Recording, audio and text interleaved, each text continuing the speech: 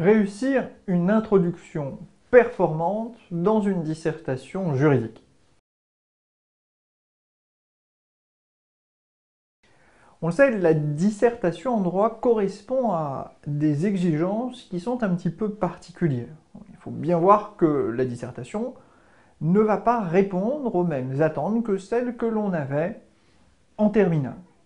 Et en fait, si on dit que la dissertation juridique correspond à un cheminement particulier, c'est précisément parce que le nombre de points qui correspond à une introduction en dissertation est notablement plus important que le nombre de points accordés à l'introduction en classe de terminale.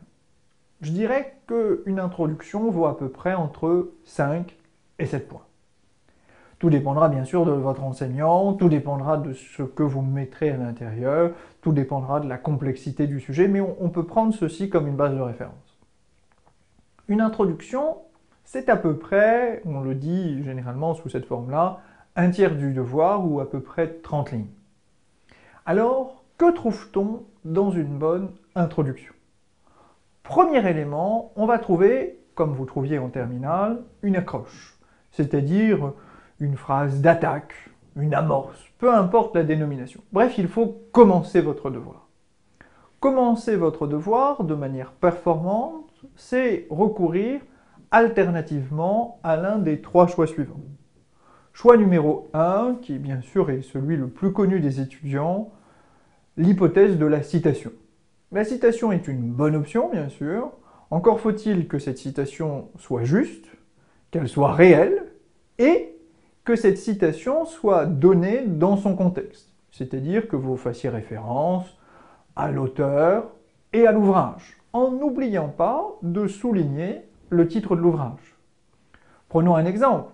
Il est fréquent qu'on trouve des étudiants pour nous citer Montesquieu. Lorsque l'étudiant cite Montesquieu, il a tendance à nous dire, ben voilà, il faut que le pouvoir stoppe le pouvoir, ou ce genre de choses. On voit bien ici que la citation n'est pas exacte, il faut que par la disposition des choses, le pouvoir arrête le pouvoir, et la bonne citation. Il faut indiquer l'auteur, Montesquieu, et l'ouvrage de l'esprit des lois, éventuellement en ajoutant l'année de publication. Option numéro 1, donc pour une bonne accroche, eh bien, c'est celle de la citation. L'option numéro 2, c'est, je dirais, la référence à un fait d'actualité. En clair, vous suivez l'actualité, vous lisez le journal et vous vous rendez compte que dans l'actualité, on parle de cette question. Par exemple, toujours sur le thème de la séparation des pouvoirs, vous vous rendez compte qu'on s'interroge sur l'indépendance de la justice. Vous voyez bien que cette affaire, que vous aurez relevée dans la presse, met en cause la question de la séparation des pouvoirs. Option numéro 3, enfin, pour faire une bonne accroche, vous commencez par de l'histoire du concept. Alors évidemment, c'est un peu plus classique, c'est souvent un peu plus plat, et du coup il faut, je dirais, relever un peu votre énonciation, essayer de dire des choses qui ne se retrouveront pas dans les autres devoirs. Par exemple, sur la séparation des pouvoirs, vous pourrez parler des travaux de Locke, avec sa classification des pouvoirs, qui n'est pas la même que celle de Montesquieu. On sait que chez Montesquieu, on parle de l'exécutif, du législatif et du judiciaire, alors que chez Locke, on trouve l'exécutif, le législatif et le fédératif. Bref, le premier élément que l'on doit trouver dans votre introduction est une bonne accroche qui pourra être soit une citation, soit un fait d'actualité, soit, enfin, une référence historique. Le deuxième élément qu'on doit trouver dans votre introduction, ce sont les définitions. Alors il faut définir tous les termes du sujet. Il faut prendre son temps. Dans ce travail de définition, on peut dire que le réflexe d'un bon étudiant doit passer grossièrement par 3 petites étapes. La première petite étape va consister à se dire « Où puis-je trouver une définition rigoureuse de tel ou tel mot ?»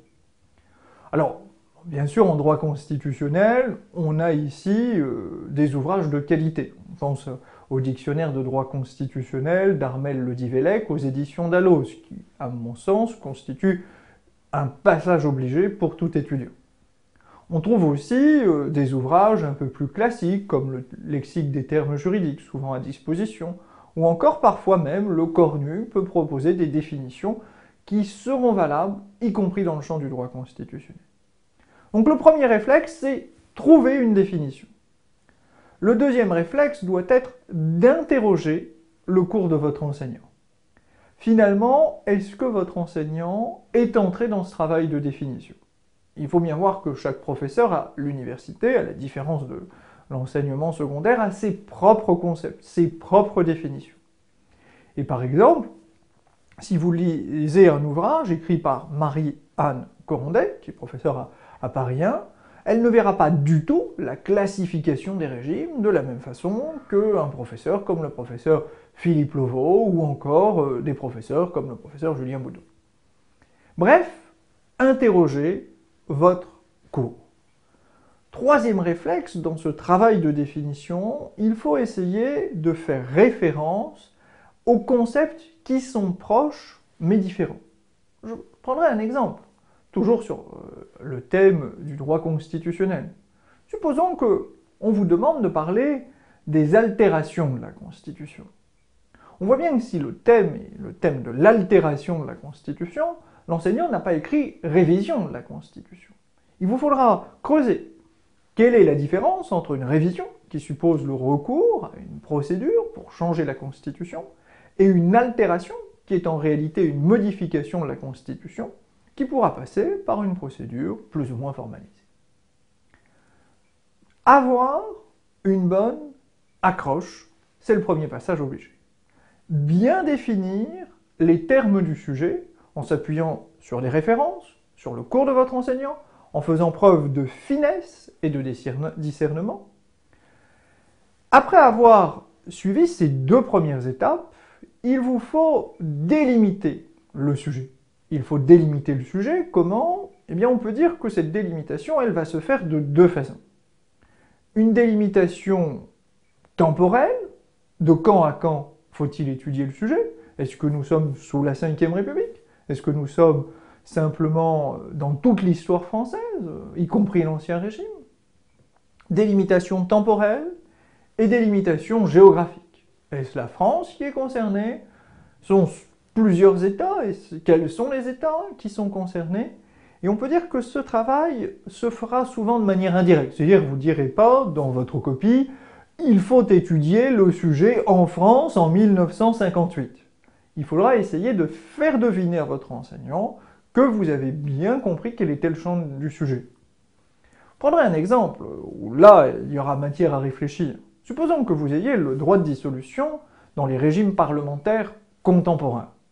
Vous voyez bien qu'en réalité, il faudra que vous visiez quels sont les régimes parlementaires que vous avez étudiés avec votre professeur d'amphithéâtre. Et vous direz, si vous êtes dans une université un peu classique, j'ai étudié le Royaume-Uni, j'ai étudié l'Allemagne, mais les États-Unis ne représentent pas un régime parlementaire, donc les États-Unis ne sont pas dans le champ d'études. Avoir une bonne accroche, avoir bien défini les termes du sujet, avoir délimité le sujet, présenter, quatrième élément, une bonne problématique. Présenter une bonne problématique, c'est trouver pourquoi le sujet est intéressant. En clair, que veut-on vous faire démontrer? Alors, ici, tout est affaire d'espèce. Ce que l'on peut dire, c'est que la problématique, c'est quelque chose que vous allez découvrir grâce aux définitions et à la délimitation du sujet. Cette problématique sera le plus souvent présentée sous la forme interrogative, même si certains enseignants, il faut bien le dire, préfèrent une formulation plus indirecte.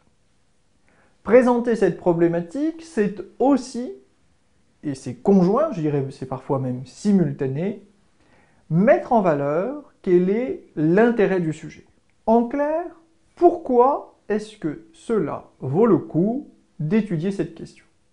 Si par exemple votre sujet est le Conseil constitutionnel et la loi, on voit bien qu'en réalité, le sujet, la problématique, sera celle des relations entre le Conseil constitutionnel et la loi. Autrement dit, est-ce que le Conseil constitutionnel détermine la loi? Est-ce qu'il est déterminé par la loi? Est-ce qu'il respecte la loi? Est-ce qu'il censure la loi? C'est l'ensemble de ces questionnements que vous allez travailler pour présenter votre problématique. Ce sujet présentera un intérêt, notamment dans un cadre historique, qui est de révéler quelle est aujourd'hui la place du Conseil constitutionnel sous la Ve République. Après avoir mis en valeur cette problématique, on peut dire que les cartes sont jouées. En quelque sorte, nous savons si vous avez compris ou non le sujet. Il vous faut alors annoncer votre plan. Cette annonce de plan n'est rien d'autre, en théorie, que la réponse à votre problématique. Elle correspond à quelques règles de forme assez simples, c'est-à-dire que lorsque vous avez annoncé votre première partie, on attend à ce que vous mettiez entre parenthèses, grand 1, puis lorsque vous avez annoncé votre deuxième partie, entre parenthèses, grand 2. Il faut éviter, si vous le pouvez, même si en première année on sera davantage bienveillant, les formulations un peu passe-partout, voire même enfantines, du style « c'est pourquoi nous verrons dans une première partie, entre parenthèses grand 1, puis dans une deuxième partie, entre parenthèses grand 2 ». Ce n'est pas en soi une faute, c'est simplement un manque de finesse. Si je résume, réussir une introduction performante en droit constitutionnel passe à minima par 5 étapes fondamentales: une accroche de qualité, une bonne définition de l'ensemble des termes du sujet, une délimitation du sujet, une analyse de la problématique et, par voie de conséquence, une mise en valeur de l'intérêt du sujet, et enfin, une annonce de plan de qualité.